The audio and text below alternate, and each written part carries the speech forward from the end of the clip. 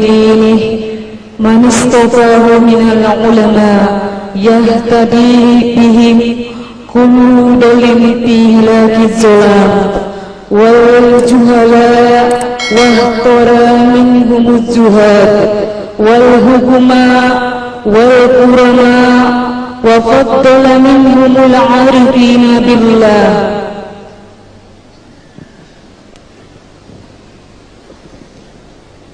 والصفات والأسماء وأرزاقهم لذات المحبة وأطلعهم حقيقة الأشياء والصلاة والسلام على سيدنا وحبيبنا وشفيعنا ومولانا محمد سيد المرسلين وإمام المهتدين خاتم الأنبياء والمرسلين وعلى آله وأصحابه السادات الأولياء وعلى التابعين وتابع التابعين لهم إلى يوم الجزاء أما بعد.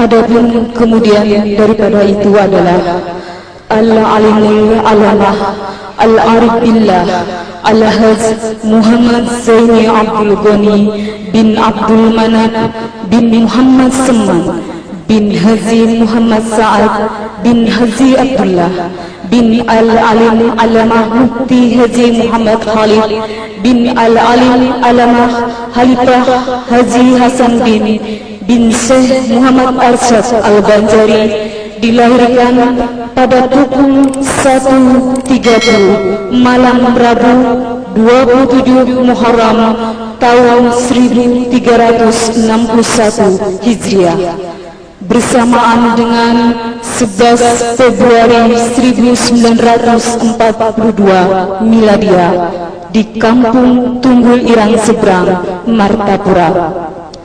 Selama di Tunggul Irang, beliau tidak menyusu dengan ibu, tetapi beliau hanya mengisap air liur Al-Arif Billah Haji Abdurrahman atau Haji Abu hingga kenyang selama 40 hari lamanya.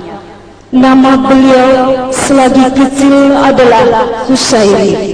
Sejak kecil beliau termasuk salah seorang yang mahfud, yaitu suatu keadaan yang sangat jarang sekali terjadi kecuali bagi orang-orang yang sudah dipelihara. Beliau adalah seorang yang mempunyai sifat-sifat dan pembawaan lain dari yang lainnya. Di antaranya adalah beliau tidak pernah ihtilam. Kemudian beliau dibawa untuk tinggal di keraton oleh Habib Hasan Al-Aidarus Tunggul Irang dengan izin dari Al-Alim Alamah Arif Billah Haji Abdurrahman Keramat Tunggul Irang itu.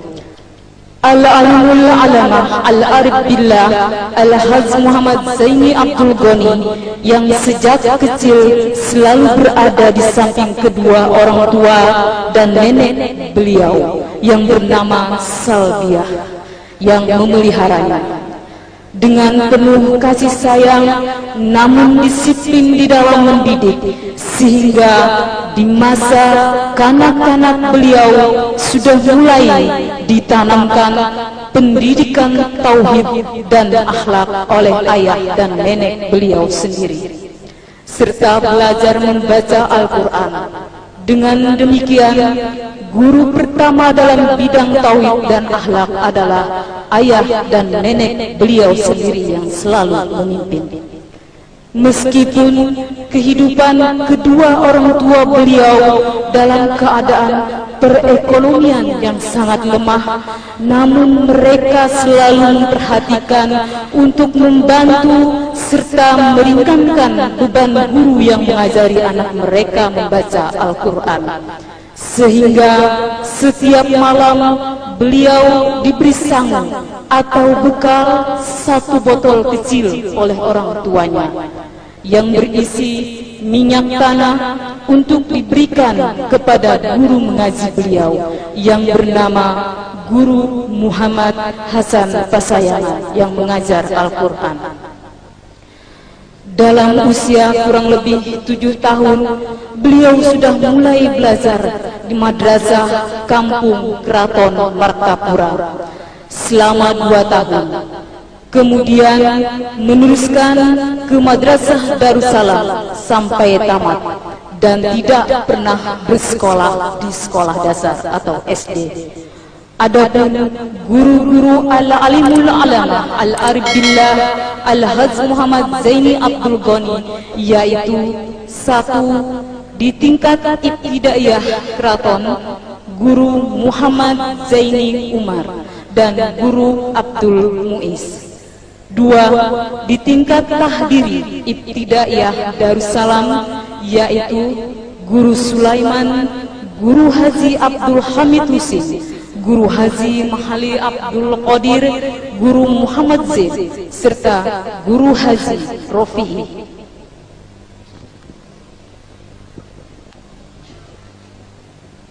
3 di tingkat sanawiyah Darussalam, yaitu Guru Sahran, Guru Haji Husin Dahlan, dan Guru Haji Salman Yusuf. 4 di tingkat aliyah Darussalam, Al-Alimul Fadil Al-Had Sya'rani Arif, Al-Alimul Fadil Al-Had Husin Qadri, Al-Alimul Fadil Al-Had Salim Ma'ruf, Al-Alimul Fadil Al-Had Saman Mulia, dan Al-Alimul Fadil Al-Had Salman Abdul Zalim. 5 guru-guru di bidang tajwid Al-Quran, Al-Alimul Fadil Al-Had Sya'rani Arif, Al-Alimul Fadil Al-Hafiz Al-Had Nasrun Tohir, serta Al-Alimul Fadil Al-Had Aini Kandangan. 6 guru-guru khusus tasawuf dan suluk, yaitu Al-Alimul Alama Al-Had Syarwani Abdan, Al-Alimul Alama Kiai Muhammad Falak Bogor, dan Al-Alimul Alama Syekh Syed Muhammad Amin Kutubi. Sanad-sanad di dalam berbagai bidang ilmu dan tarekat adalah diterima dari Al-Arif Billah Al-Kutubi, As-Sayyid Muhammad Amin Kutubi, Al-Alimul Alama Syekh Syed Abdul Qadir Al-Bar, Al-Alimul Alama Syed Muhammad bin Alwi Al-Maliki, Al-Alimul Alama Syekh Hasan Masyad, Al-Alimul Alama Syekh Muhammad Yasin Padang, Kiai Falak Bogor, Al-Alimul Alama Syekh Ismail Yamani. Guru pertama secara rohani atau mimpi, Al-Alimul Alama Ali Junaid atau Brau bin Al-Alimul Fadil Khodi Haji Muhammad Amin bin Al-Alimul Alama Mukti Haji Jamaluddin bin Syekh Muhammad Arsyad Al-Banjari, dan Al-Alimul Alama Haji Sarwani Abdan. Kemudian Al-Alimul Alama Al-Had Muhammad Syarwani Abdan menyerahkan kepada Kiai Falak yang seterusnya. Kiai Falak menyerahkan kepada Al-Alimul Alama Syekh Syed Muhammad Amin Kutubi. Kemudian beliau menyerahkan kepada Syekh Muhammad Arsyad Al-Banjari yang selanjutnya langsung dipimpin oleh Rasulullah Sallallahu Alaihi Wasallam. Atas petunjuk Al-Alimul Alamah Ali Junaid, beliau dianjurkan untuk belajar kepada Al-Alimul Fadil Haji Muhammad atau Gadung bin Alimul Fadil Haji Salman Al-Farisi bin Alimul Alamah Qodi Haji Mahmud binti Asia binti Syekh Muhammad Arsyad Al-Banjari mengenai masalah Nur Muhammad. Di dalam usia lebih kurang 10 tahun, beliau sudah mendapat khususiyah dan anugerah dari Allah berupa kasafisi, yaitu ada di dalam atau yang terdinding.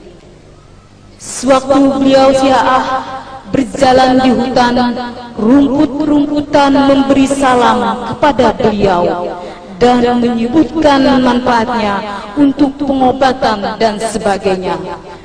Begitu pula batu-batuan dan besi. Kesemuanya ini tidaklah beliau perhatikan, dan hal-hal yang demikian itu beliau anggap sebagai ujian dan cobaan. Dalam usia lebih kurang dari 14 tahun, atau tepatnya masih duduk di kelas 1 sanawiyah,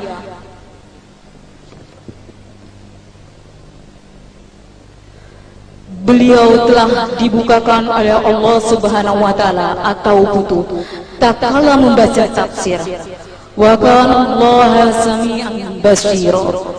Al-alimul alamah al-arif billah Al-Haj Muhammad Zaini Abdul Ghani, yang sejak kecilnya hidup di tengah-tengah keluarga yang soleh, maka sifat-sifat sobar, redo, kitmanul masoid atau menyembunyikan kesusahan, kasih sayang dan tidak pemarah sudah tertanam dan tumbuh subur di dalam jiwa beliau. Sehingga apapun yang terjadi terhadap diri beliau tidak pernah mengeluh dan mengadu kepada orang tua, sekalipun beliau pernah dipukuli oleh orang-orang yang hasad dan dengki kepadanya. Beliau adalah seorang yang mencintai para ulama dan orang-orang soleh. Hal ini tampak ketika beliau masih kecil, di mana beliau selalu menunggu di tempat yang biasanya Al-Alim Al-Fadil Haji Zainal Ilmi lewati pada hari-hari tertentu ketika hendak pergi ke Banjarmasin, semata-mata hendak berselaman dan mencium Tuan Guru Haji Zainal Ilmi. Di masa remaja, Al-Alimul Alamah Al-Arif Billah Al-Haj Muhammad Zaini Abdul Ghani pernah ru'yah bertemu dengan Sayyidina Hasan dan Sayyidina Husin, yang keduanya masing-masing membawakan pakaian dan memakaikan atau memasangkan pakaian tersebut kepada beliau lengkap dengan sorban dan lainnya. Dan beliau ketika itu diberi nama oleh keduanya dengan nama Zainal Abidin. Sesudah dewasa, maka tampaklah kebesaran dan keutamaan beliau dalam berbagai hal, dan banyaklah orang yang belajar kepada beliau. Begitu pula para habaib yang tua-tua, para ulama dan guru-guru yang pernah mengajari beliau, karena mereka mengetahui keadaan dan khususiyah beliau yang sebenarnya, sehingga semuanya sangat sayang serta hormat kepada beliau. Al-Alimul Alamah Al-Arif Billah Al-Haj Muhammad Zaini Abdul Ghani adalah seorang ulama yang menghimpun antara syariat, tarikat dan hakikat, dan seorang yang hafizul Quran serta tafsirnya, yaitu tafsir Al-Quran Al-Azim Al-Jalalain atau tafsir Jalalain. Beliau adalah seorang ulama zuriat Syekh Muhammad Arsad yang menghidupkan kembali amalan-amalan serta tarikat salaf yang diamalkan oleh Syekh Muhammad Arsad, sehingga majelis pengajian yang beliau laksanakan, baik majelis taklim maupun majelis amaliyahnya, adalah seperti majelis Syekh Abdul Qadir Jailani. Sifat lemah lembut, kasih sayang, ramah tamah, tidak pemarah dan pemurah sangatlah tampak pada diri beliau, sehingga beliau dikasihi dan disayangi oleh segenap lapisan masyarakat, sahabat dan murid-murid beliau. Kalau ada orang yang tidak senang melihat keadaan beliau dan menyerang dengan berbagai kritikan, maka beliau tidak membalasnya dan diam, tidak ada reaksi apapun, karena beliau anggap mereka tidak tahu dan bertanya. Tamu-tamu yang datang ke rumah beliau pada umumnya selalu beliau berikan jamuan makan, minum, serta nasihat yang berguna. Pada hari-hari pengajian, sekalipun tidak diundang, murid-muridnya mengikuti pengajian beliau tidak kurang dari puluhan ribu orang yang datang dari berbagai penjuru daerah Kalimantan Selatan dan dari berbagai daerah lain. Itu karena Allah telah memberikan karunia kepada beliau dan menjadikan beliau sebagai warasatul anbiya, dan Allah telah tentukan beliau sebagai seorang yang alim lagi mulia. Beliau adalah seorang yang mempunyai prinsip dalam berjihad. Itu benar-benar mencerminkan apa-apa yang terkandung dalam Al-Quran. Misalnya, beliau akan menghadiri suatu majelis yang sifatnya dakwah Islamiyah atau membesarkan, memuliakan syiar agama Islam.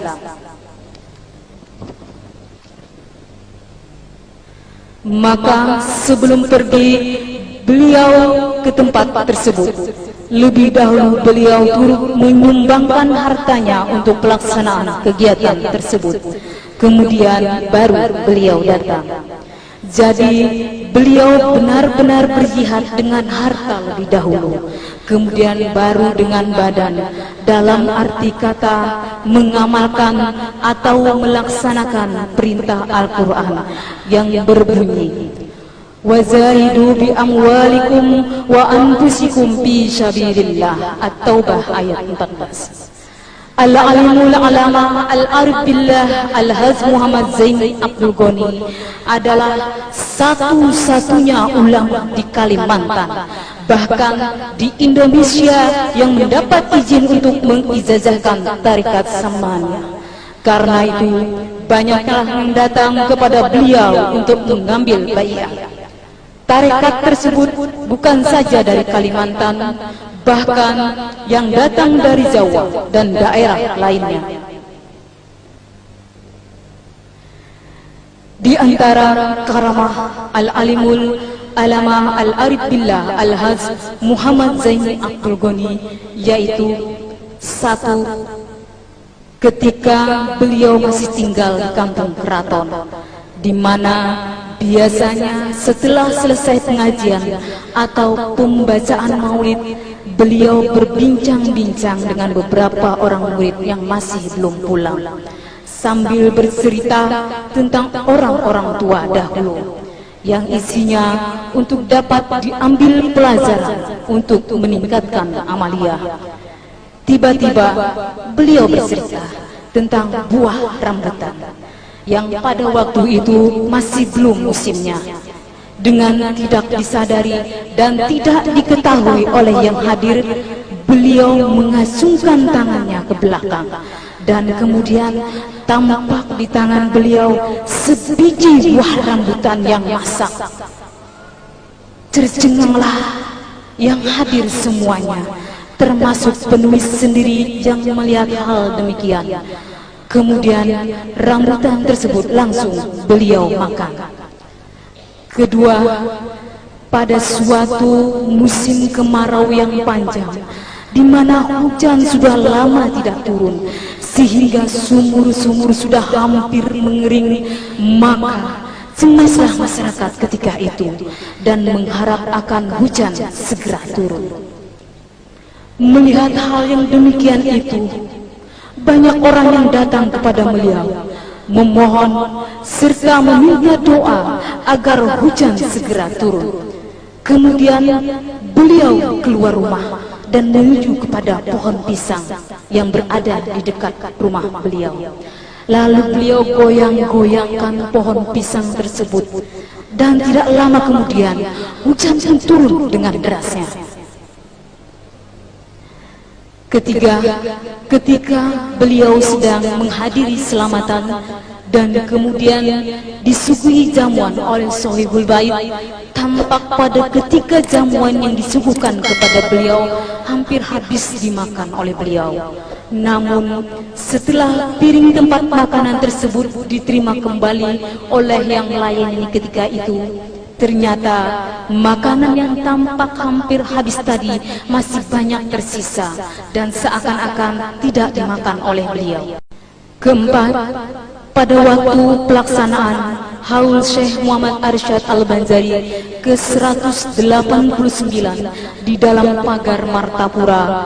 Kebetulan pada masa itu musim hujan, sehingga membanjiri jalanan yang akan dilewati oleh Al-Alimul Alama Al-Arif Billah Al-Haz Muhammad Zaini Abdul Ghani untuk menuju ke tempat pelaksanaan. Hal ini sempat mencemaskan panitia pelaksana haul. Namun, apa yang terjadi? Meskipun sehari sebelum pelaksanaan haul, jalanan tersebut masih digenangi air sampai pada malam harinya. Maka, dengan tidak dikira, tepat pada hari pelaksanaan haul tersebut, sejak pagi harinya, jalanan yang tadinya digenangi air menjadi kering semuanya. Sehingga dengan mudahnya beliau dan rombongan melewati jalan tersebut. Dan setelah selesai, keesokan harinya jalanan tersebut kembali digenangi air sampai beberapa hari. Terima kasih. Assalamualaikum warahmatullahi wabarakatuh. Assalamualaikum warahmatullahi wabarakatuh.